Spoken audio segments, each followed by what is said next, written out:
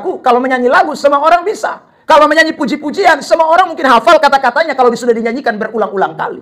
Tetapi persoalannya adalah mengasihi Tuhan dengan kasih yang Tuhan berikan kepada kita, itu bukan hanya sekedar kata-kata. Itu bukan hanya sekedar ucapan lagu. Itu bukan hanya sekedar suatu ungkapan I love you Jesus. Bukan. Tetapi saudaraku, orang yang mengasihi Allah karena Allah lebih dulu mengasihi kita, itu selalu diwujudkan dalam bentuk real, dalam suatu kenyataan fakta yang tidak bisa dipungkiri. Saudara yang terkasih, sama seperti Allah mengasihi kita. Tidak pernah saudaraku di dalam Alkitab kita menemukan Allah mengasihi kita, lalu kemudian Allah hanya bersuara dari sorga. Ya, aku mengasihi engkau anak-anakku, aku mengasihi engkau anak-anakku. Tidak ada itu saudara. Kasih Allah kepada manusia itu dibuktikan kepada manusia. Yohanes 3 ayat 16. Mari kita lihat itu ayat. Yohanes 3 ayat yang ke-16. Selamat datang di channel YouTube Pendeta Ebenezer Plymouth. Jangan lupa subscribe. Dipermuliakan. Terima kasih Tuhan. Segala puji, hormat, kemuliaan hanya bagi Tuhan. Kami telah siap dengar firman. Di dalam nama Tuhan Yesus Kristus sama-sama kita berkata amin. Mari kita beri tepuk tangan yang terbaik buat Tuhan. Silakan duduk. Tuhan berkati kita semua. Shalom. Puji Tuhan, haleluya. Bersyukur pagi hari ini bisa hadir di tempat ini. Terima kasih buat kesempatan yang diberikan kepada saya Bapak Gembala dan Ibu Gembala. Ya, saya ini satu angkatan dengan Ibu Gembala di tempat ini dalam sekolah Alkitab di Beji.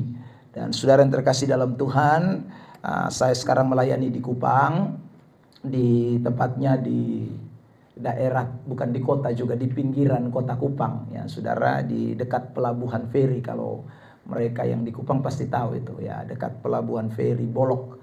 Jadi saya menggembalakan jemaat di sana sejak tahun 2009. Saya menggembalakan jemaat di tempat itu.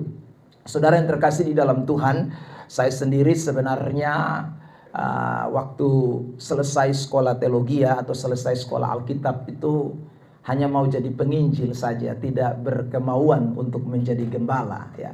Karena cerita orang kalau jadi gembala itu ya cukup berat ya saudara yang terkasih dalam Tuhan. Jadi saya pikir-pikir enak jadi penginjil aja lah.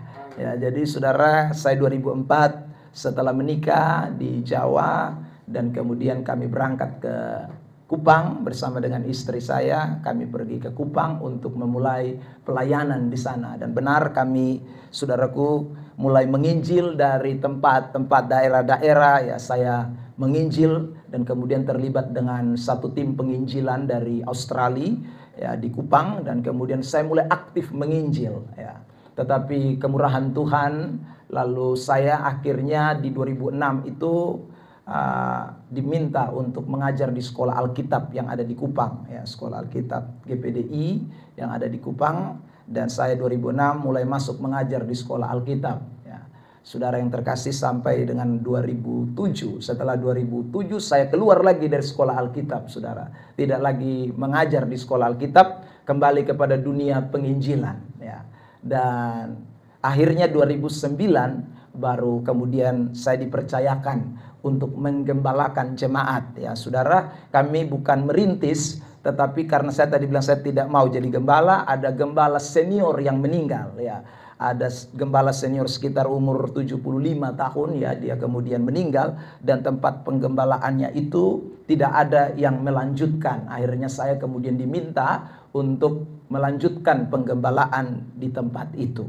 Saudara yang terkasih di dalam Tuhan, tapi bukan gereja besar ya. Waktu saya pergi ke tempat penggembalaan itu saudara, ya jemaat yang ada pada waktu itu ya, hari Minggu itu kalau kami ibadat ya paling banyak itu 10 orang ya saudara, itu paling banyak sudah ya. Dan kami mulai menggembalakan jemaat itu dan sampai hari ini Tuhan memberikan kepercayaan kasih karunia sehingga pelayanan itu boleh baik, berkembang dan untuk kemuliaan bagi nama Tuhan. Saya anak 3 orang, saudara yang terkasih dalam Tuhan. Anak yang pertama sudah di bangku kuliah, ya sudah semester ini masuk semester 3, ya sudah 4, ya semester genap, ya saudara sudah masuk semester 4 ini. Ya puji Tuhan, semua karena kemurahan Tuhan. Nomor 2 masih SMP, nomor 3 masih umur 6 tahun. Ya. Jadi mereka jaraknya cukup jauh-jauh, saudara. Dan kami semua luar biasa Tuhan tuntun untuk ada di dalam pekerjaan Tuhan. Baik, itu sekedar mungkin perkenalan singkat dari saya. Saudara yang terkasih dalam Tuhan, nama saya Pendeta Ebenezer Plaimo. Istri saya Ripka Kurniawati. Kami sama-sama sekolah teologi, sama-sama satu angkatan dengan Ibu Gembala di tempat ini. Dan ya, Ibu Gembala di tempat ini punya penglihatan jauh. Saya penglihatannya dekat dengan istri.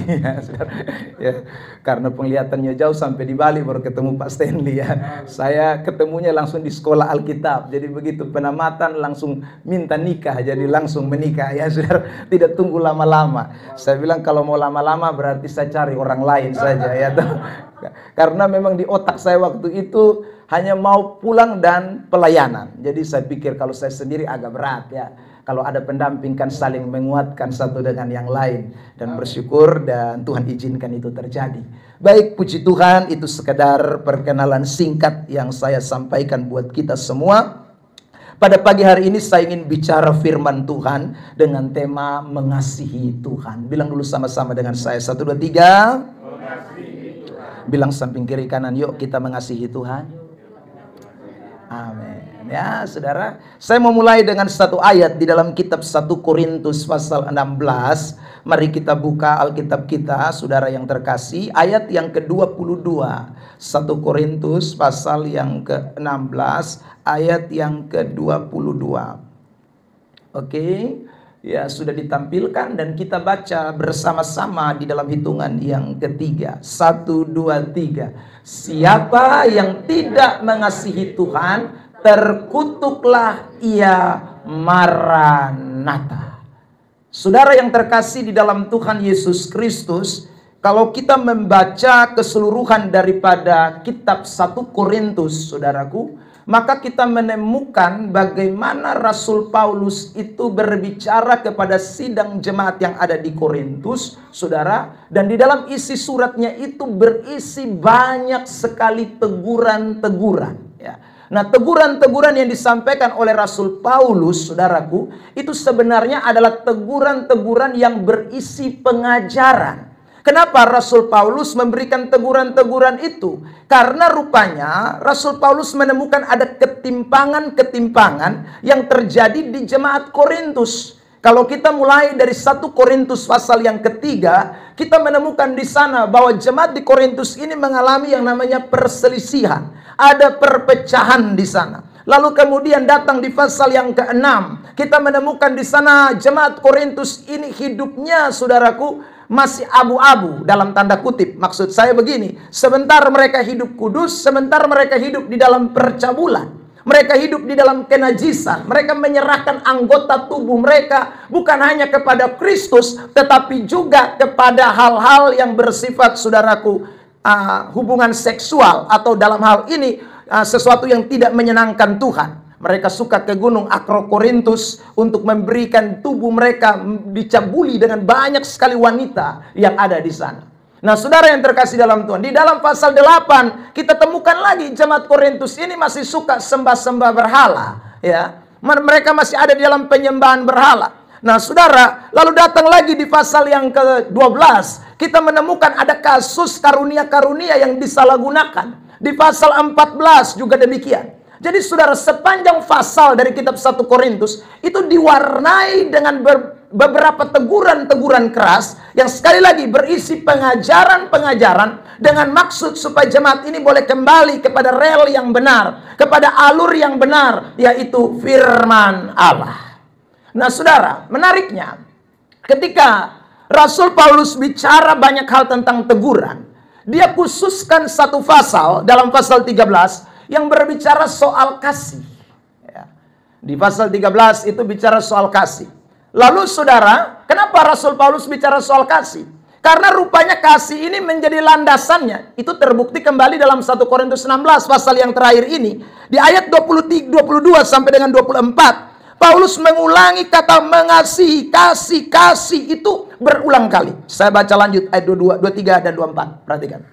1 Korintus 16 ayat 23 dan 24. Kasih karunia Tuhan Yesus menyertai kamu. Kasihku menyertai kamu sekalian. dalam Kristus Yesus. Jadi kata kasih yang sama dipakai itu kata agape. Agape itu artinya saudara kasih yang spesial, kasih yang tertinggi, kasih yang luar biasa.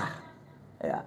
Itu dikatakan menyertai kamu. Kasih Kristus menyertai kamu. Nah, saudaraku, kenapa saya ulang lagi? Ini menjadi dasar. Sebab kalau tidak ada kasih, maka terkutuklah. Tadi Paulus berkata di ayat yang ke-22.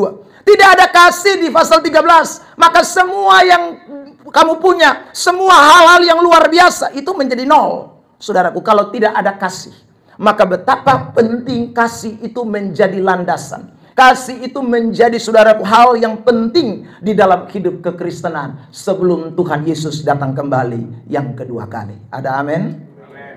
Saudara yang terkasih di dalam Tuhan Yesus Kristus. Nah, ingat baik-baik bahwa kasih yang luar biasa itu tidak bisa datang dari diri kita sendiri. Saya ulangi lagi ya. Kasih yang spesial, kasih yang dahsyat, kasih yang luar biasa itu tidak bisa muncul dari diri kita sendiri. Saudara yang terkasih dalam Tuhan, dalam mengasihi Tuhan ya. Kenapa? Karena kita ini selalu terbatas dalam hal mengasihi. Ya. Nah, Allah mengetahui bahwa kita tidak mungkin bisa mengasihi Tuhan atau mengasihi Yesus, mengasihi Allah kita dengan kasih yang luar biasa itu. Dia tahu itu. Karena itu saudara yang terkasih dalam Tuhan, lebih dulu Allah menyatakan kasihnya kepada kita. Lebih dulu Allah itu menyatakan kasihnya kepada saudara dan saya. Lihat teks di dalam kitab 1 Yohanes. Saudara yang terkasih di dalam Tuhan Yesus Kristus, saya bacakan ayat ini buat kita semua. Kitab 1 Yohanes ya, pasal yang ke-4 ayat yang ke-19. 1 Yohanes 4 ayat 19. Ya. Saya bacakan ini. Bersama-samalah kita baca semua. 1, 2, 3. Kita mengasihi karena amin. Amin. Bilang samping kiri kanan, kamu tidak bisa mengasihi Tuhan kalau Tuhan belum mengasihi kamu. Loh, gak ada yang ngomong. Ya, bilang dulu, kamu belum bisa mengasihi Tuhan kalau Tuhan tidak lebih dulu mengasihi kamu. Ya. Saudara yang terkasih, dengan kata lain begini, tidaklah mungkin orang yang mendapat kasih Tuhan, dia tidak bisa mengasihi Tuhan. Ya, saya ulang lagi ya. Tidaklah mungkin orang yang sudah merasakan kasih Tuhan, dia tidak bisa mengasihi Tuhan. Karena itu ayat bilang, kita mengasihi karena Allah lebih dulu mengasihi kita. Jadi kalau Allah mengasihi kita, maka kita bisa mengasihi Allah. Kita tidak mungkin bisa mengasihi Allah kalau Allah belum lebih dulu mengasihi kita. Saudara yang terkasih di dalam Tuhan, orang bisa menyanyi lagu I love you Lord. Ya. Orang bisa menyanyi lagu ku mau cinta Yesus selamanya. Ya. Tapi benarkah kata-kata itu, saudaraku, adalah wujud nyata daripada Allah mengasihi orang itu? Jawabannya bisa ya, bisa tidak. Saudara yang terkasih, bisa ya, bisa tidak. Sebab saudaraku, kalau menyanyi lagu semua orang bisa. Kalau menyanyi puji-pujian semua orang mungkin hafal kata-katanya kalau sudah dinyanyikan berulang-ulang kali. Tetapi persoalannya adalah mengasihi Tuhan dengan kasih yang Tuhan berikan kepada kita, itu bukan hanya sekedar kata-kata. Itu bukan hanya sekedar ucapan lagu. Itu bukan hanya sekedar suatu ungkapan I love you Jesus. Bukan. Tetapi saudaraku, orang yang mengasihi Allah karena Allah lebih dulu mengasihi kita, itu selalu diwujudkan dalam bentuk real, dalam suatu kenyataan fakta yang tidak bisa dipungkiri. Saudara yang terkasih, sama seperti Allah mengasihi kita. Tidak pernah, saudaraku, di dalam Alkitab kita menemukan Allah mengasihi kita, lalu kemudian Allah hanya bersuara dari sorga. Ya, aku mengasihi engkau anak-anakku, aku mengasihi engkau anak-anakku. Tidak ada itu, saudara. Kasih Allah kepada manusia itu dibuktikan kepada manusia. Yohanes 3 ayat 16. Mari kita lihat itu ayat. Yohanes 3 ayat yang ke-16. Yohanes 3 ayat 16. Ya, mari jemaat kita baca ini ayat bersama-sama. Yohanes pasal 3 ayat 16, ayat terkenal buat kita semua. Oke, 1, 2, 3. Karena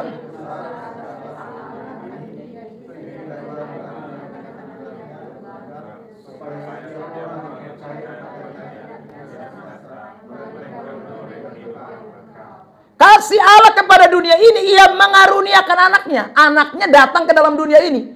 Saudaraku, bukan hanya saja datang, dia mati buat kita. Dia memberikan hidupnya kepada kita. 1 Yohanes 3 ayat 16. 1 Yohanes pasal 3 ayat 16. Mari kita lihat teks itu. 1 Yohanes 3 ayat 16. Ya, 1 Yohanes 3 ayat 16. 1, 2, 3. Demikianlah kita ketahui kasih Kristus, yaitu bahwa Ia telah menyerahkan nyawanya untuk kita. Jadi saudara, tidak ada kasih Allah itu tanpa perwujudan. Tidak ada kasih Allah itu hanya sekedar suara yang datang dari sorga. Ya, tidak ada kasih Allah itu hanya sekedar suatu ungkapan bahasa. Tidak, kasih Allah itu dibuktikan kepada saudara dan saya dengan mengaruniakan anaknya yang tunggal, bahkan menyerahkan nyawanya untuk kita semua, sehingga kita boleh ditebus, kita boleh mengalami kasih itu, dan kita boleh hidup di dalam kasih itu. Karena Allah bukan hanya sekedar bicara soal kasih, tapi Dia membuktikan kasih-Nya kepada kita semua. Beri tepuk tangan terbaik buat Tuhan Yesus Kristus. Karena itu sekarang kita hidup di dalam kasih. Lihat ayat ini, saudara yang terkasih di dalam Tuhan. Kitab 1 Petrus pasal 1 Petrus pasal yang pertama. Mari saya ajak kita untuk membaca teks ini. 1 Petrus pasal 2, ayat 10. 1 Petrus 2 ayat 10. Kamu yang dahulu bukan umat Allah, tetapi yang sekarang telah menjadi umat-Nya, yang dahulu tidak dikasihani, tetapi yang sekarang telah beroleh belas kasihan. Jadi kita sudah beroleh belas kasihan. Lewat apa? Lewat Kristus datang ke dalam dunia ini. Waktu kita percaya kepada Dia, kasih Allah itu diberikan kepada kita semua. Nah, kalau demikian saudara yang terkasih dalam Tuhan, maka orang Kristen yang sejati, orang Kristen yang sungguh-sungguh Kristen, yang percaya bukan hanya dari mulut, tetapi menerima Kristus di dalam hidupnya, maka dia sebenarnya pasti hidup di dalam kasih Allah itu. Nah, hari ini saya mau bagikan 3 hal mengenai orang yang hidup di dalam kasih Allah itu. Ya, dalam perwujudan, dalam tindakan, bukan hanya sekedar kata-kata doang, tetapi betul-betul diimplementasikan bahwa benar kasih itu bekerja di dalam dirinya, dia sudah mengalami kasih itu. Yang pertama, saudaraku, mari kita perhatikan ayat ini, Ulangan pasal 11 ayat 1 lebih dulu. Saya perwakilan saja satu perjanjian lama, satu perjanjian baru dari kitab Ulangan 11 lebih dulu ayat 1 tentang hal yang pertama ini, soal kita mengasihi Tuhan. Ya, Ulangan 11 ayat 1, saudara yang terkasih, bersama-sama kita baca ayat ini dalam hitungan yang ketiga. Ulangan 11 ayat 1. 1, 2, 3. Haruslah engkau mengasihi Tuhan Allahmu dan melakukannya dengan setia kewajibanmu terhadap Dia, dengan senantiasa berpegang pada segala ketetapannya, peraturannya, dan garis bawahi 3 kalimat terakhir itu. Berpeganglah pada segala ketetapannya, peraturannya, dan perintahnya. Itu orang yang mengasihi Tuhan Allah. Yang mengasihi Tuhan Allah dengan setia, yang mengasihi Tuhan Allah dengan sungguh-sungguh, itu orang pasti akan hidup di dalam segala perintah Tuhan, peraturan Tuhan, dia akan hidup di dalamnya. Lihat Yohanes 14 ayat 15 juga. Injil Yohanes pasal 14 ayat yang ke-15. Yohanes 14 ayat 15. Ya, dalam hitungan ketiga kita baca ayat ini juga. Oke, 1, 2, 3. Jikalau kamu mengasihi aku, kamu akan menuruti. Ya. Jadi orang mengasihi Tuhan, dia akan menuruti segala perintah Tuhan. Itu tanda mengasihi. Jadi jangan ngomong mengasihi kalau tidak melakukan perintah Tuhan. Jangan ngomong cinta Tuhan kalau hidupmu berseberangan dengan firman Allah. Jangan ngomong mengasihi Tuhan kalau saudara yang terkasih dalam Tuhan, kita belum melakukan apa yang menjadi perintah Tuhan. Seringkali orang bilang, aduh Pak, kalau kita lakukan perintah Tuhan itu kayaknya berat sekali Pak. Ya sudah, itu karena tidak mengasihi. Sebab kalau mengasihi perintah Tuhan tidak berat. 1 Yohanes 5 ayat 3. Mari kita lihat ayat ini. 1 Yohanes pasal yang kelima ayat yang ketiga. 1 Yohanes 5 ayat 3. 1 Yohanes. 1 Yohanes pasal yang kelima ayat yang ketiga. Ya, sama-sama kita baca ya. 1, 2, 3. Sebab inilah kasih kepada Allah, yaitu bahwa kita menuruti perintah-perintahnya. Perintah-perintahnya itu tidak berat. Berat atau tidak? Tidak berat. Tidak berat. Kenapa tidak berat? Karena kasih. Kalau tidak ada kasih, berat. Saudara yang terkasih dalam Tuhan. Ya. Saya lahir besar di gereja Pantekosta. Ya, papa mama saya saudara orang Pantekosta. Sehingga saya lahir besar di Pantekosta. Tetapi saudaraku yang terkasih di dalam Tuhan, saya baru bertobat setelah saya kuliah. Ya. Setelah saya ke Malang merantau, lalu kemudian kuliah, baru saya berjumpa dengan Tuhan secara pribadi. Ya. Saudara, sebelum itu saya memang Pantekosta dari lahir. Ya. Kalau bisa itu hari saya bicara dari lahir, mungkin waktu keluar dari rahim ibu saya itu langsung haleluya, haleluya, itu seandainya. Ya, karena sudah memang Pantekosta memang. Ya. Tapi saudaraku, hidup saya itu bertentangan dengan setiap firman Tuhan. Ya. Saya mabok, saya rokok, saya judi, saudara. Ya. Orang tua saya sampai stres, ya, menangani saya itu. Ya. Karena hanya satu-satunya mungkin ya manusia yang sekolahnya itu pindah-pindah bolak-balik itu saya, saudara yang terkasih dalam Tuhan. SMA itu saya bisa 6 sekolah. Itu kan gila itu, saudara. 6 sekolah. Di sini 1 bulan saya kabur, ya, saudara. Orang tua saya cari, lalu kemudian dapat saya, kemudian masukkan lagi saya ke sekolah, ya, saudara. Ya, nanti saya di itu sekolah 2-3 bulan kabur lagi. Jadi saya 6 sekolah SMA, saudara. Ya. Saudara yang terkasih dalam Tuhan, karena memang saya lebih banyak sekolahnya di atas mobil, di atas bemo. Orang Kupang bemo itu sama mungkin di sini juga ya, angkot. Ya. Ya, saudara. Jadi saya tidak pergi sekolah pakai pakaian seragam, keluar dari rumah, tapi naik angkot keliling kota Kupang. Ya, saudara. Lalu selesai orang pulang sekolah, saya juga pulang. Sampai di rumah, saudara, orang tua pikir saya ke sekolah. 1 bulan kemudian surat panggilan datang. Ya, saudara. Anak bapak tidak pernah datang ke sekolah, saudara. Lalu tanya, kamu pagi-pagi kemana aja? Ya, saya pergi, tapi sampai di tengah jalan saya pikiran berubah, saudara. Jadi saya lebih banyak muter di atas bemo, sudah di atas angkot. Kenapa? Karena saya ini hobinya suka dengar musik. Ya. Nah, bemo di Kupang itu angkutannya itu semuanya full musik audio. Jadi saya kalau sudah naik itu aduh, keenakan. Jadi nggak turun lagi saya, saudara. Jadi saudara yang terkasih dalam Tuhan, akhirnya saya mulai hidup jauh dari Tuhan.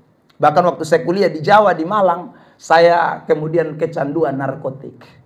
Saudara yang terkasih. Ya, saya mengalami, saudara, keadaan di mana betul-betul jauh dari Tuhan. Orang tua stres. Makanya waktu saya bertobat, saudara, dan kemudian ambil keputusan masuk sekolah Alkitab, itu papa mama saya itu herannya minta ampun. Ya, waktu saya telepon dan saya bilang, papa, mama, saya mau masuk sekolah teologi. Kau jangan main gila, ya, orang Kupang bilang kau jangan main gila, saudara. Saya bilang, sonde betul ini, beta mau masuk sekolah, pakai bahasa Kupang, saudara. Ya, lalu sekolah Alkitab, kau hidup tidak betul-betul, kamu masuk sekolah Alkitab. Tidak, sekarang saya semua hidup betul ini, bapak.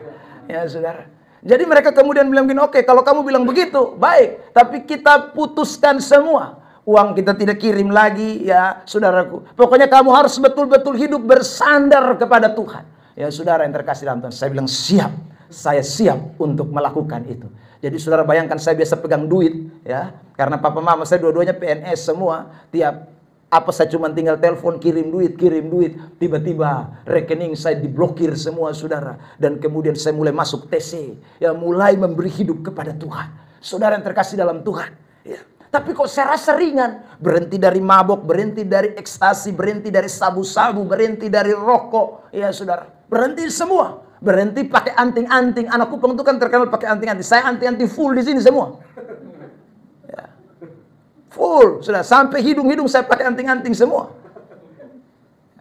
Jadi saya kalau ke kampus Tiki di Malang itu, saudara, itu mereka sudah tahu itu si preman sudah datang. Ya, sudah. Jadi saudara yang terkasih dalam Tuhan. Tapi begitu saya memberi hidup, saya merasakan kasih Tuhan di dalam hidup ini. Kok dengan enaknya itu, saudara. Saya bisa lepas anting-anting, lepas semua sejak hari itu, saudara. Ya. Saya di Kupang itu kan suka sekali, saudaraku, ya. Minta maaf, hidup pornografi, hidup dalam percabulan. Ya, saudara. Itu gaya hidup saya pada waktu itu. Tapi saudaraku, Tuhan merubah. Tuhan melakukan sesuatu yang besar dalam hidup ini. Karena apa? Bukan karena saya. Kalau saya kembali lagi, kalau saya sudah terkasih dalam Tuhan, usaha saya pasti gagal. Tapi kasih Tuhan yang ada di dalam diri kita, itu yang memampukan kita untuk melakukan apa yang menjadi kehendak Tuhan. Ada amin? Makanya kalau ada orang Kristen bilang, saya susah pak berhenti rokok, saya susah berhenti mabuk, omong kosong, kamu belum mengasihi Tuhan. Kalau kamu mengasihi Tuhan tidak berat. Karena bukan kamu yang bekerja, bukan kamu yang melakukan, tapi Allah yang bekerja di dalam dirimu dengan kasih-Nya yang besar akan memampukan engkau keluar dari setiap jerat dosa. Amin. Saudara yang terkasih dalam Tuhan. Saudara, ini ingat baik-baik. Jadi kasih itu membuat kita bisa melakukan kehendak Tuhan. Saudara, saya tidak pernah gereja waktu dulu. Malas sekali saya gereja itu. Sejak saya mulai SMA, saudaraku jauh dari orang tua. Ya, masuk kuliah itu jarang sekali saya pergi gereja. 1 tahun mungkin bisa hitung berapa kali saya pergi ibadat itu, saudaraku. Ya. Kenapa? Karena memang saya tidak mengasihi Tuhan dengan segenap hati. Kalau mengasihi Tuhan, gampang sebenarnya. Orang tidak akan berat dalam melakukan apapun. Tapi saya ulang, kasih itu seringkali tidak ada di dalam diri manusia. Seringkali tidak ada dalam pribadi orang percaya. Itu yang membuat sehingga perintah-perintah Tuhan itu jadi berat sekali. Saudara, perintah-perintah Tuhan itu jadi sangat berat untuk dilakukan. Karena itu momen pagi hari ini saya ajak kita semua jemaat Tuhan yang ada di tempat ini. Ayo, yang kita mesti perbaiki dalam hidup kita itu adalah kasih dalam diri kita kepada Allah. Semakin kasih kita kepada Allah, maka tidak ada hal yang tidak bisa kita lakukan. Semakin kita mengasihi Tuhan, maka kita akan terus melakukan apa yang menjadi kehendak Tuhan. Karena kasih yang bekerja dalam saudara itu kasih yang besar, yang luar biasa, yang dahsyat, yang memampukan kita untuk melakukan hal-hal yang berkenan kepada Tuhan. Ada amin? Amin. Saudara yang terkasih di dalam Tuhan Yesus Kristus. Saya berikan satu contoh kasus di dalam Alkitab. Saudara yang terkasih dalam Tuhan. Ya. Mari kita lihat ayat firman Tuhan ini. Yohanes 21. Ayat yang ke-15 mulai. Saudara sampai dengan ayat 17. Yohanes pasal 21 ayat 15 mulai sampai 17.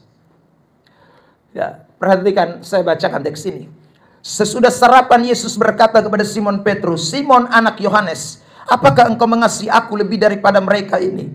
Jawab Petrus kepadanya, "Benar Tuhan, engkau tahu bahwa aku mengasihi engkau." Kata Yesus kepadanya, "Gembalakanlah domba-dombaku."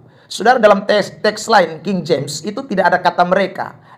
Apakah engkau mengasihi aku lebih dari semuanya ini? Bukan mereka. Kalau mereka itu lebih cenderung menunjuk kepada manusia. Ya, tapi kata kalau semuanya ini itu berarti bukan hanya manusia, tetapi apapun yang ada di sekitarnya. Ya, entah itu perahunya, jalannya, ikan yang waktu itu mereka tangkap, saudara yang terkasih dalam Tuhan. Jadi Yesus tanya, apakah engkau mengasihi aku lebih dari semuanya ini? Ya. Lalu kemudian si Petrus itu menjawab, "Ya Tuhan, aku mengasihi engkau." Lalu Yesus bilang, "Gembalakanlah domba-dombaku." Itu diulang 3 kali. Saudara. Nah, angka 3 di dalam Alkitab, saudara, itu menunjukkan keseriusan atau kesungguh-sungguhan. Ya, saya ulang lagi ya. Kalau sesuatu ditanya berulang-ulang kali, 3 kali, itu namanya, saudaraku, adalah sesuatu yang sangat serius. Kalau saudara bandingkan ya, di dalam doa Yesus ketika dia di Taman Getsemani, itu juga saudaraku, dia 3 kali berdoa dengan doa yang sama. Itu bukan tidak ada kerjaan, saudara. Tapi itu maksudnya ini serius. Ini pergumulan serius, ini bukan main-main, saudara. Di teks yang lain Paulus dalam kitab 2 Korintus 12. Paulus itu berdoa 3 kali. Saudara, agar itu duri di dalam daging itu pergi dari dalam dirinya. 3 itu angka keseriusan. Artinya Paulus bukan doa main-main, doa betul-betul serius. Supaya duri dalam daging iblis yang menggocok dia itu pergi. Tapi Tuhan bilang, "Cukuplah kasih karuniaku." Nah, saudara yang terkasih, kalimat yang sama diulang juga di dalam teks ini 3 kali. Artinya Tuhan benar-benar serius sekali bicara soal kasih. Tuhan serius sekali bicara soal kasih. Kenapa? Sebab tidak mungkin, saudaraku, Petrus bisa melayani tanpa kasih. Petrus tidak bisa menggembalakan domba-domba kalau dia tidak punya kasih. Tuhan Yesus tidak tanya Petrus, "Apakah kau sudah sekolah teologi?" Ya? Tidak. "Apakah kau bisa main musik?" Tidak. "Apakah kau bisa pintar berkhotbah?" Tidak juga. Ya, tapi Tuhan Yesus tanya, "Apakah engkau mengasihi aku?" Karena kasih itu akan memampukan orang untuk melakukan apa yang menjadi kehendak Allah. Kasih itu akan membuat orang itu mengalami suatu perubahan signifikan. Kamu tidak akan jadi menyangkal, kamu tidak lagi menyangkal aku kalau kamu punya kasih. Itu dengan kata lain. Dia akan menyangkal juga 3 kali kan, si Petrus itu. Saudara yang terkasih dalam Tuhan. Jadi seolah-olah Tuhan mau ingin konfirmasi dari Petrus. Saudara. Sebab kalau kamu tidak beri konfirmasi ini, kamu tidak bisa melayani aku. Kamu tidak bisa jadi muridku, dengan kata lain. Nah, anak-anak Tuhan, semua yang hadir pada pagi hari ini, jemaat Tuhan, mari sekali lagi betapa penting kasih Allah dalam hidup kita. Saudara, ya, kasih Allah itu penting sekali. Sebab kalau orang mengasihi Tuhan, tidak ada yang sukar untuk dia lakukan bagi Tuhan. Kalau orang mengasihi Tuhan, tidak ada yang dia tidak mampu kerjakan untuk Tuhan. Semua dia akan lakukan seturut dengan perintah Allah. Jadi saudara, kalau firman tidak ngomong, ya memang jangan. Tapi kalau firman ngomong lalu kamu bikin argumentasimu, ya firman bilang ini tapi kamu bikin ini, ya itu jadi bertentangan. Saudara yang terkasih dalam Tuhan, hari-hari ini orang punya pemahaman yang banyak sekali bermunculan di mana-mana. Ya, yang buat orang itu sudah tidak lagi berdiri di atas prinsip firman Allah. Tapi pandangan si A, pandangan si B, pandangan si C. Itu menjadi keliru, saudaraku. Ingat baik-baik, yang menjadi dasar itu firman. Alkitab itu selalu menafsirkan ayat Alkitab itu sendiri. Ya. Jadi kalau saudara tidak punya kekuatan argumentasi dari Alkitab, jangan jadikan itu dasar untuk saudara pegang terus-menerus. Padahal itu salah. Kasus macam begini bukan baru terjadi. Lihat ini, Roma 10 ayat 2. Roma pasal 10 ayat yang kedua. Kitab Roma pasal 10 ayat yang kedua. Perhatikan teks ini. Kitab Roma pasal 10 ayat 2. Ditampilkan. Sebab aku dapat memberi kesaksian tentang mereka, bahwa mereka sungguh-sungguh giat untuk Allah, tetapi tanpa pengertian yang benar. Berarti mereka punya pengertian lain. Apa itu? Ayat 3. Mari kita lihat. Roma 10 ayat 3. Sebab oleh karena mereka tidak mengenal kebenaran Allah, dan mereka tidak memahami firman Tuhan kebenaran, dan oleh karena mereka berusaha untuk mendirikan kebenaran mereka sendiri. Jadi mereka punya kebenaran sendiri. Maka mereka tidak takluk kepada kebenaran Allah. Mereka semangat melayani loh, ayat 2 bilang. Tapi mereka bikin kebenaran diri sendiri. Semangat melayani tapi fondasinya bukan firman. Semangat iring Tuhan, rajin, tapi dia punya fondasi bukan firman Allah. Dan itu marak hari-hari ini di mana-mana. Saudaraku, muncul Kristen liberal. Ya toh, saudara yang terkasih dalam Tuhan, itu muncul Kristen yang progresif, pluralis, ya. Banyak sekali hari-hari ini. Saudara yang terkasih. Nah, kita ingat baik-baik. Kita berdiri di atas kebenaran firman Allah. Fondasi kita itu firman Tuhan. Ya. Jadi kalau tidak ada landasan ayat kebenaran yang menjadi patokan, kita tidak boleh bersandar kepada pengertian kita sendiri. Siapapun kita mesti tunduk kepada firman Allah. Karena firman di atas segala-galanya. Itu tanda orang mengasihi Tuhan. Ada amin? Saudara yang terkasih. Kurang lebih mungkin 4 bulan yang lalu ya saudara. Ya, 4 bulan yang lalu saya ada di Jogja, saudara yang terkasih dalam Tuhan. Lalu kemudian waktu itu saya mau naik kereta api menuju ke Jakarta, saudara. Lagi di stasiun kereta. Lalu tiba-tiba HP saya bunyi, saudara. Lalu saya angkat. Lagi di stasiun bunyi kiri kanan tuh saudara. Halo, halo, halo, suaranya saya tidak begitu dengar jelas. Lalu kemudian saya matikan, saya WA. Minta maaf saya lagi di stasiun. Ya.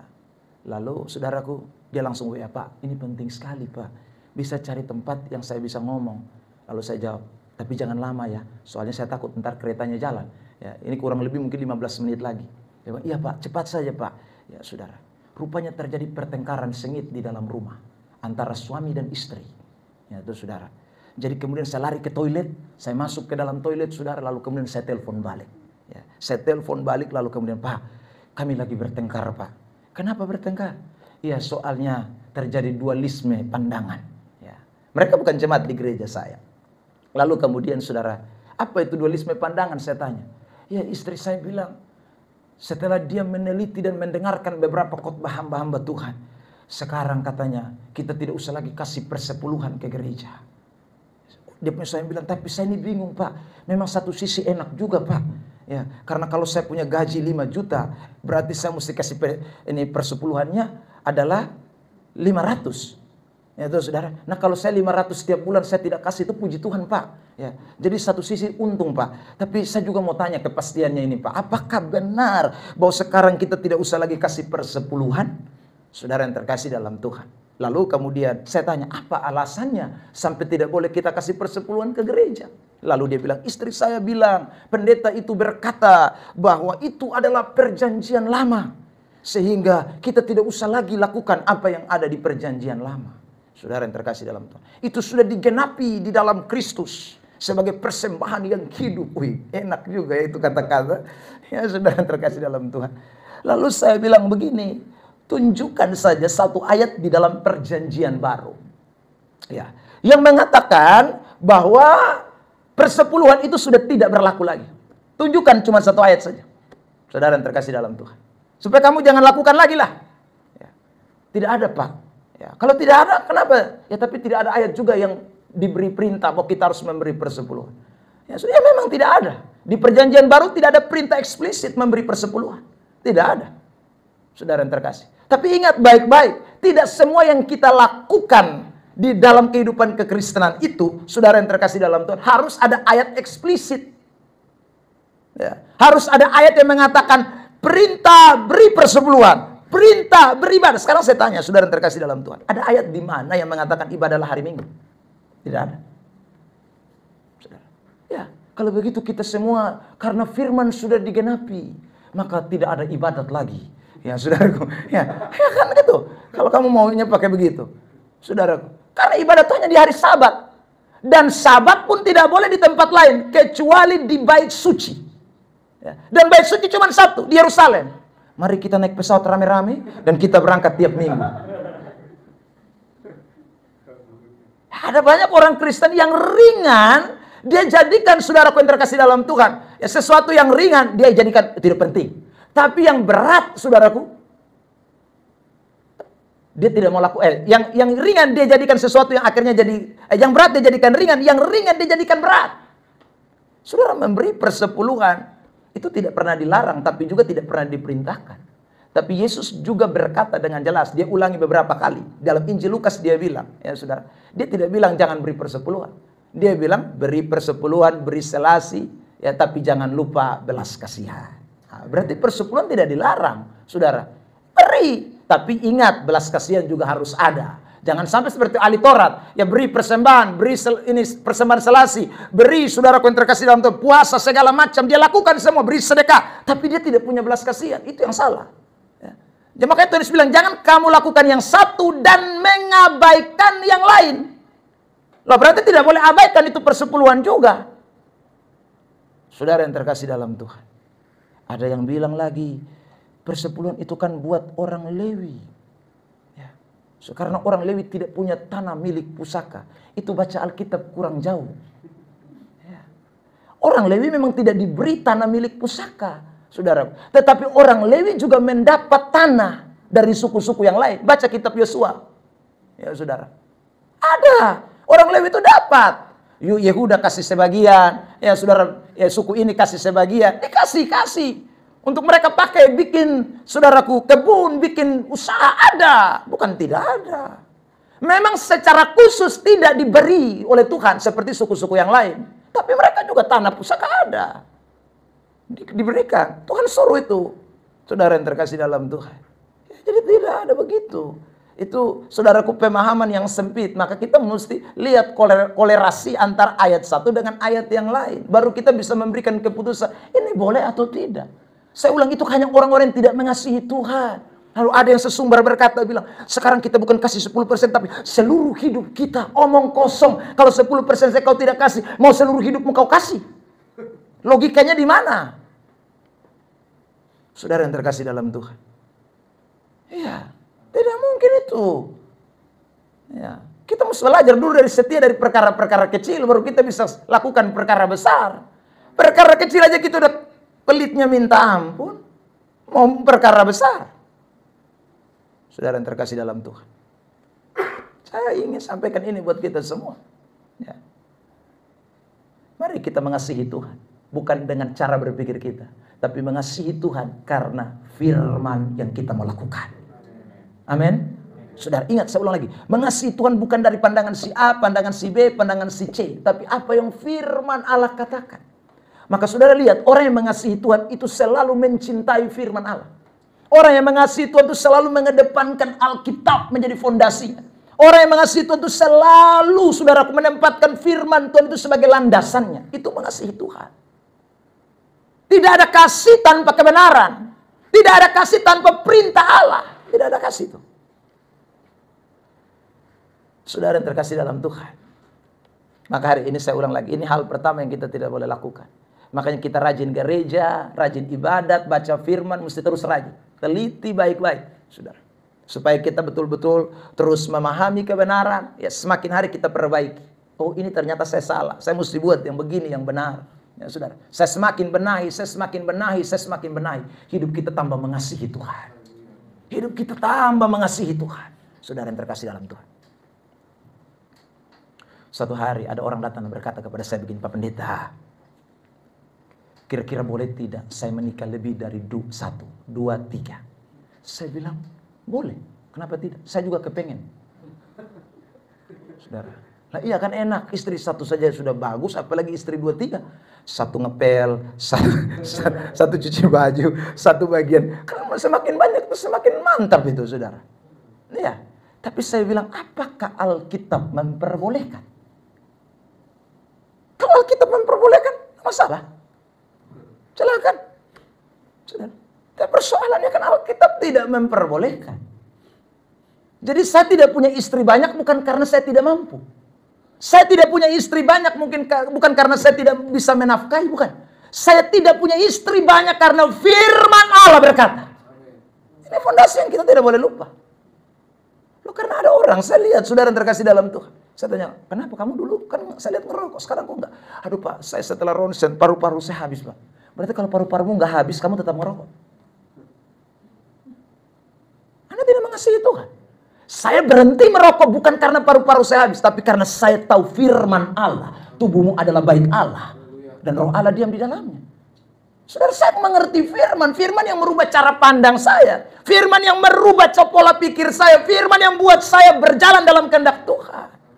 Mengasihi Tuhan itu sekali lagi membuat kita hidup dalam kebenaran. Ada amin? Amin. Saudara yang terkasih dalam Tuhan. Jadi ingatlah baik-baik itu. Kasih kepada Tuhan itu penting. Ya. Mengasihi Tuhan itu penting. Ini yang sudah mulai hilang. Saudara yang terkasih dalam Tuhan. Sehingga Alkitab berkata, karena kasih semakin dingin, maka kedurhakaan semakin bertambah. Lihat, Matius pasal yang ke-24 ayat 12. Tampilkan. Matius 24 ayat 12. Saudara yang terkasih dalam Tuhan. Matius 24 ayat 12. Ya, bersama jemaat. 1, 2, 3. Dan karena makin bertambahnya kedurhakaan, maka kasih kebanyakan orang akan menjadi dingin. Ya, sudah lihat. Jadi kalau kasih sudah dingin, kedurhakaan terus meningkat. Kedurhakaan itu, saudara yang terkasih, terjemahan bahasa Inggris atau terjemahan bahasa asli Alkitab itu lebih menjurus kepada orang yang memberontak terhadap firman. Orang yang tidak mau tunduk dan taat kepada kebenaran. Tambah banyak, karena kasih semakin dingin. Kalau saudara lihat paralel ayat ini, ayat-ayat sebelumnya nanti nabi palsu muncul. Ya saudara, pengajar-pengajar Mesias palsu muncul. Ya kasih kalau sudah mulai dingin, ya udah. Firman sudah tidak dianggap lagi sebagai kebenaran. Firman sudah tidak dijadikan fondasi hidup lagi. Saudaraku, maka saya ulangi lagi pada pagi hari ini. Ingat, kasih ini harus bertambah. Bertambah. Tambah hari tambah mengasihi Tuhan. Tambah hari tambah cinta Tuhan. Semakin Anda mengasihi Tuhan, saya ulang lagi, perintah-perintah Tuhan kamu pasti lakukan. Ada amin? Yang kedua dan terakhir. Saudara, apa yang membuktikan kita bahwa kita benar mengasihi Tuhan? Saudara yang terkasih dalam Tuhan, saya mau mengajak kita lihat Injil Matius pasal 6. Injil Matius pasal yang ke-6. Mari kita lihat ayat yang ke-24. Matius 6 ayat 24. Mari kita baca bersama-sama dalam hitungan ketiga. Matius 6 ayat 24. Ya, 1, 2, 3. Tak seorang pun dapat mengabdi kepada dua tuan. Karena jika demikian, ia akan membenci yang seorang dan mengasihi yang lain. Terus, atau ia akan setia kepada yang seorang dan tidak mengindahkan yang lain. Kamu tidak dapat mengabdi kepada Allah dan kepada mamon. Saudaraku, mamon itu bahasa kasdim, artinya rumah, harta, benda. Jadi kamu tidak bisa mengabdi kepada harta, tetapi juga mengabdi kepada Tuhan. Tidak bisa, saudara yang terkasih dalam Tuhan. Sebab kalau demikian, kamu akan mengasihi yang lain dan membenci yang lain. Itu kata firman Tuhan. Maksudnya apa? Jadi kalau kita mengabdi kepada harta, maka otomatis kita benci Tuhan. Kalau kita mengabdi kepada Tuhan, maka otomatis harta itu kita akan benci. Kata benci di sini tidak boleh diartikan bahwa, saudaraku, menolak. Tapi kata membenci dalam teks Alkitab, saudara, itu bisa juga mempunyai arti kasih yang nomor 2. Di bagian lain teks Alkitab saudara bisa melihat, kasihilah Tuhan Allahmu dengan segenap hati. Lalu ada ayat yang mengatakan, saudaraku, barang siapa mengasihi orang tuanya lebih daripada aku. Ayat paralelnya mengatakan bahwa, saudaraku, kamu harus membenci orang tuamu, membenci saudaramu. Kata membenci itu sebenarnya diartikan tidak boleh lebih dari. Ya, saudara. Jadi kalau kita mengasihi Tuhan lebih dari harta, maka kita tidak bisa mengasihi Tuhan. Saudara yang terkasih, harta tidak boleh diposisikan sederajat. Saudaraku, uang tidak boleh diposisikan sederajat. Tidak boleh. Kalau uang sudah diposisikan sederajat, hancur. Los Angeles, tahun 1700-an, sekitar 1714. Saudara, kota itu dikenal dengan kota Bunda Maria. Itu kota Los Angeles. Tapi belakangan ini, saudara, kota itu dikenal dengan kota tanpa Tuhan. Kenapa? Berkembang, kalau saudara lihat di tahun 1700-an, Los Angeles itu kampung yang tidak ada jelas-jelasnya. Lalu kemudian datang seorang misionaris dari Spanyol, yang kemudian, saudaraku, mulai merintis, menginjil di situ. Dan akhirnya, saudaraku, Los Angeles menjadi luar biasa. Kota yang kemudian megah. Ya, saudara. Tapi belakangan ketika orang sudah mulai hidup, diberkati, hidup dapat segala-galanya, mulai tenar, mulai, saudaraku, luar biasa, Tuhan dikesampingkan. Sampai mereka bilang, ini kota tanpa Tuhan. Saudara, ini kota-kota sudah kota tanpa Tuhan. Ya, lihat. Ketika harta, saudaraku, dijadikan yang number 1, maka saudaraku, Tuhan pasti tergeser dengan sendiri.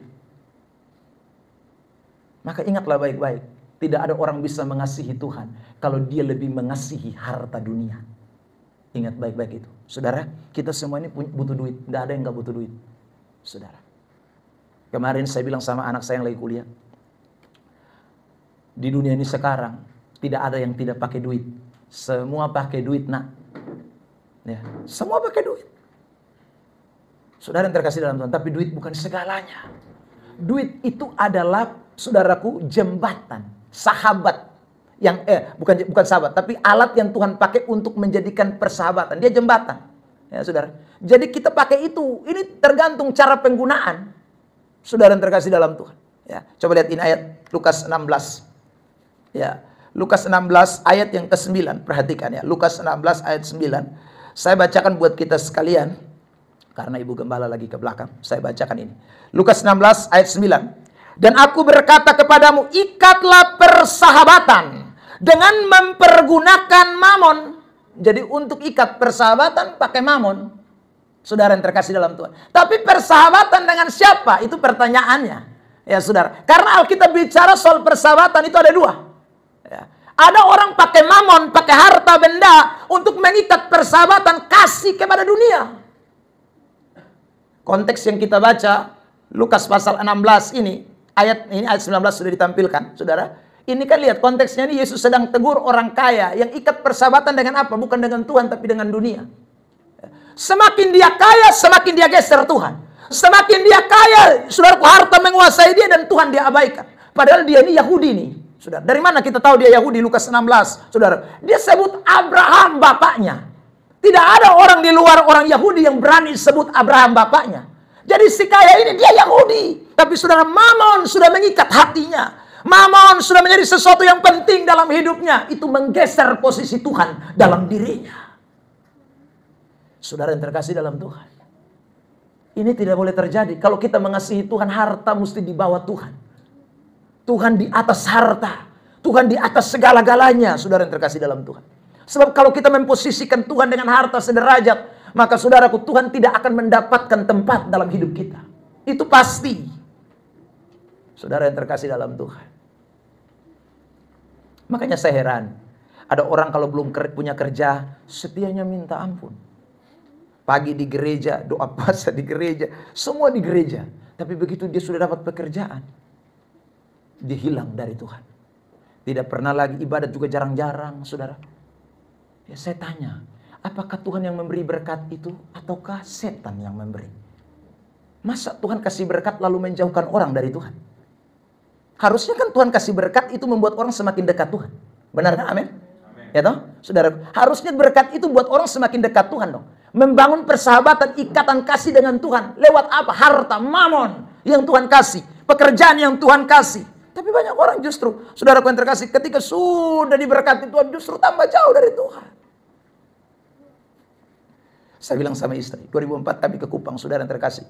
Saya jual gade cincin nikah saya. Handphone yang saya bawa dari Jawa, jual, saudara. Ya, karena kami mesti melayani dengan segala macam upaya dan jerih lelah, ya saudara. Dengan duit semua kita pakai untuk pelayanan pekerjaan Tuhan. Saudara yang terkasih dalam Tuhan. Ya. Pokoknya kita lakukan itu. Tidak ada apa-apa. Hanya jalan kiri kanan, tidak dapat kolekte, tidak dapat persepuluhan. Tidak pernah, saudara yang terkasih dalam Tuhan. Berbulan-bulan. Saya bersyukur istri saya tidak pernah menyanyikan lagu Pulangkan saja aku. Ya karena pikir-pikir di Jawa kan enak, istri saya orang Jawa. Di mana di Kupang, kotak-kotak batu karang semua itu. Ya saudara. Ya. Saudara yang terkasih dalam Tuhan. Tapi saya sudah bilang, kita dipanggil untuk melayani. Saya selalu bilang istri begitu. Susah sekali. Kami di Kupang itu punya makanan jagung, ya saudara. Tapi namanya jagung katemak. Orang Kupang itu bilang jagung katemak. Itu minta maaf ya, jagung yang keras itu. Ya, yang sudah kering. Nah, itu baru direbus. Direbus lalu kemudian ditaruhlah daun pepaya, bunga pepaya, dicampur di situ jadi satu. Ya saudara. Baru kemudian makan. Itu makanan paling murah, saudara. Ya, kalau beli beras sudah tidak sanggup lagi ya jagung. Dan saya ajar istri saya makan jagung katemak. Saudara, waktu kami makan pertama kali, istri saya makan sambil menangis. Saya makan sambil tertawa. Karena bagi saya kan enak. Istri saya menangis setengah mati. Dia bilang, kok kita makan makanan ayam sih? Ya, itu di Jawa, Mak. Di sini, ini manusia yang makan. Saudara yang terkasih dalam Tuhan. Ya, saya makan satu piring itu mungkin lama lah, saudara. Bisa paling lama tuh 7 menit, mungkin 10 menit sudah lama sekali. Sudah habis, saya tambah lagi. Istri saya, saudaraku, berjam-jam satu piring pun tak habis. Ya, dan habis makan itu perutnya bergejolak. Ya, saudara yang terkasih. Tapi kami tidak menyerah. Karena Tuhan di atas segalanya. Saudara yang terkasih. Ya, Tuhan di atas segalanya. Jadi saya bilang ingat, tidak boleh lupa itu. Hari ini memang Tuhan berkati lebih baik, saudara yang terkasih dalam Tuhan. Tapi saya bilang ingat, harta bukan segalanya. Tuhan segalanya. Harta tidak boleh menjadi yang utama dan prioritas dalam hidup kita. Saudara, Tuhan berkati mobil di gereja, saudaraku. Tapi saya mesti jujur, itu mobil saya pakai pribadi saya untuk kepentingan pribadi itu mungkin hanya 10%, 5%. Saya lebih pakai untuk pekerjaan pelayanan, saudaraku. Kenapa? Karena bagi saya harta Tuhan punya. Untuk pekerjaan Tuhan. Saudaraku, bukan untuk gaya-gayaan. Kalau gaya-gayaan ya nggak usah lah. Saudaraku, kita jadi orang yang mengasihi Tuhan. Kita mengasihi Tuhan apapun untuk pekerjaan Tuhan. Semua untuk pekerjaan Tuhan. Saudara yang terkasih dalam Tuhan. Jadi ingatlah baik-baik. Jadi kita boleh punya harta, boleh. Boleh kaya, boleh. Tapi sekali lagi itu jembatan untuk mengikat kita dengan Tuhan semakin dekat. Sudah Tuhan pakai banyak orang kaya. Dan memang gereja butuh duit. Tidak ada bilang pelayanan tidak butuh duit. Semua butuh duit. Saudara, ada yang bilang begini, Pak, tapi Yesus melayani tidak pakai uang. Itu baca Alkitab juga kurang jauh. Ya, sudah lihat Lukas 8. Masa Yesus melayani tidak pakai duit? Pakai. Lukas 8, lihat ya. Saudara yang terkasih, ayat 1 sampai 3. Lukas 8 ayat 1 sampai 3. Lihat ini. Tidak lama sesudah itu Yesus berjalan berkeliling dari kota ke kota, dari desa ke desa, memberitakan Injil kerajaan Allah. Ke-12 muridnya bersama-sama dengan dia. Ayat 2, perhatikan. Jemaat sama-sama. 1, 2, 3. Dan juga beberapa orang perempuan yang telah disembuhkan dari roh jahat atau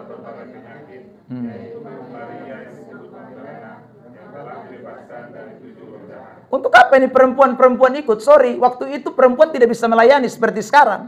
Ya, mereka tidak boleh melayani. Perempuan itu tidak bisa tampil, WL, singers, tidak bisa loh. Ya, tidak boleh, dilarang. Yang boleh melayani cuma laki-laki. Makanya Yesus tidak pernah pilih murid perempuan, hanya laki-laki. Karena memang tradisi Yahudi tidak boleh perempuan itu tampil, itu tidak boleh. Sudah. Tapi ini perempuan-perempuan ikut. Ngapain mereka? Ayat 3 sama-sama. 1, 2, 3. Yohana istri Kusa, bendahara Herodes, Susana, dan banyak perempuan lain. Perempuan-perempuan ini melayani rombongan itu dengan apa? Jadi Yesus pakai duit apa enggak? Hah? Enggak ada yang jawab. Yesus pakai uang enggak? Pakai. Itu yang sumbang itu tuh. Istri Kusa, bendahara Herodes, Susana, Maria yang kerasukan 7 roh. Mereka itu yang nyumbang. Saudara yang terkasih dalam Tuhan. Padahal Yesus mungkin bisa, saudaraku, kirim uang langsung dari sorga. Nggak gampang. Daun-daun saya rubah dalam nama Yesus. Dalam nama Bapa di sorga. Kan Yesus yang ngomong kan. Ya, dalam nama Bapa di sorga. Jadilah uang-uang. Petik-petik aja. Bisa. Kenapa nggak bisa? Tapi Tuhan sedang memberikan ajaran kepada kita. Bahwa memang kekayaan itu penting. Harta itu penting. Tapi harta bukan segalanya. Harta sekali kekayaan itu dipakai menjadi sahabat. Untuk saudara mengantar pekerjaan Tuhan semakin lebih baik. Ada amin? Maka saudara ingat baik-baik. Kasihi Tuhan. Maka kita akan melakukan yang terbaik buat Tuhan. Ya? Harta tidak menjadi Tuhan dalam hidup kita. Saudara yang terkasih dalam Tuhan. Satu hari seorang gembala ketemu dengan saudaraku pengusaha. Ya. Pengusaha ini saudara adalah pengusaha babi. Ya. Saudara yang terkasih dia punya babi setiap tahun itu ya lumayan. Saudaraku penghasilan dari babi itu. Dia piara babi 10-20 ekor saudaraku. Ya. Lalu kemudian dia ketemu dengan Pak Pendeta. Dia bilang, Pak Pendeta, seandainya aku punya sawah 10 hektar.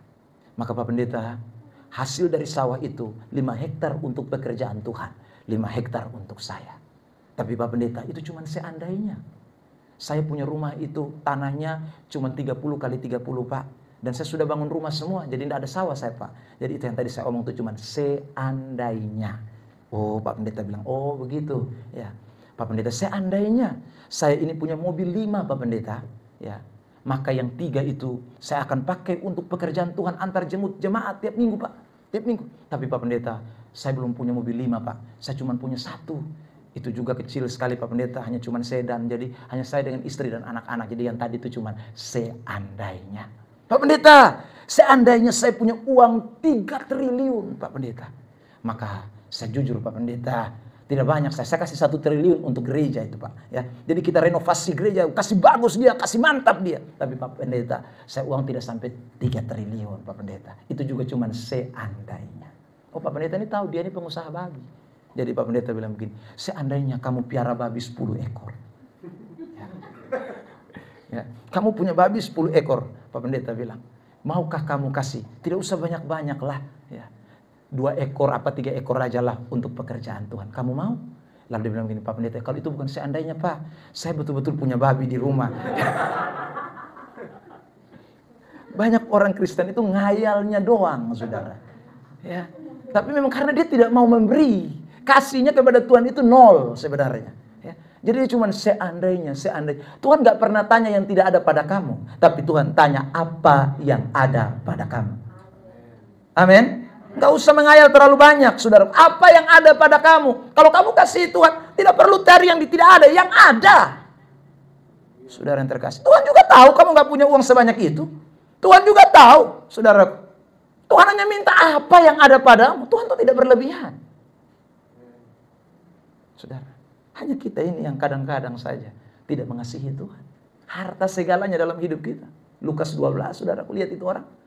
Dia kaya raya, tapi Tuhan bilang, bodoh kamu. Karena kamu kaya hanya untuk dirimu sendiri. Kamu tidak kaya di dalam Tuhan. Lihat itu, Lukas 12 ayat 20 mulai. Lukas 12 ayat 20. Nanti saudara bisa baca satu perikop, tapi saya langsung di ayat 20. Tetapi firman Allah kepadanya, hai engkau orang bodoh, pada malam ini juga jiwamu akan diambil daripadamu. Dan apa yang telah kau sediakan, untuk siapakah itu nanti? Lalu ayat 21, Lukas 12 ayat 21. Demikian jadinya dengan orang yang mengumpulkan harta bagi dirinya sendiri, jikalau ia tidak kaya di hadapan siapa? Allah. Jadi saudara yang terkasih, sial kalau kita hanya kaya tapi kita tidak kaya di hadapan Tuhan. Saudara yang terkasih, ada orang pernah datang curhat kepada saya, dia anak tunggal loh saudara. Anak tunggal, tapi papa mamanya ini minta maaf, sekikir atau apa ya, pelitnya itu minta ampun. Dia punya tanah, punya rumah, saudaraku, punya semua. Tapi untuk anaknya dia tidak kasih. Saudara yang terkasih. Padahal udah tua. Anaknya ngekos. Saudara. Lalu anaknya datang dan bilang begini, bapak saya ini kepahitan dengan papa mama saya. Ya. Saya bilang, kenapa? Bayangkan papa mama saya punya semua, Pak. Tapi saya heran kok gak bisa kasih saya sedikit itu loh. Pelitnya minta ampun. Apalagi itu mama saya sama mama saya itu, Pak. Ya. Kalau dia kalau beli ayam 1 ekor di pasar, beli ayam 1 ekor, itu bisa makannya seminggu, Pak. Kok bisa? Iya, soalnya hari ini dia potong sayapnya doang. Besok paling, wah pelit banget ya, saudara. Tapi hartanya itu banyak, emasnya banyak, saudara.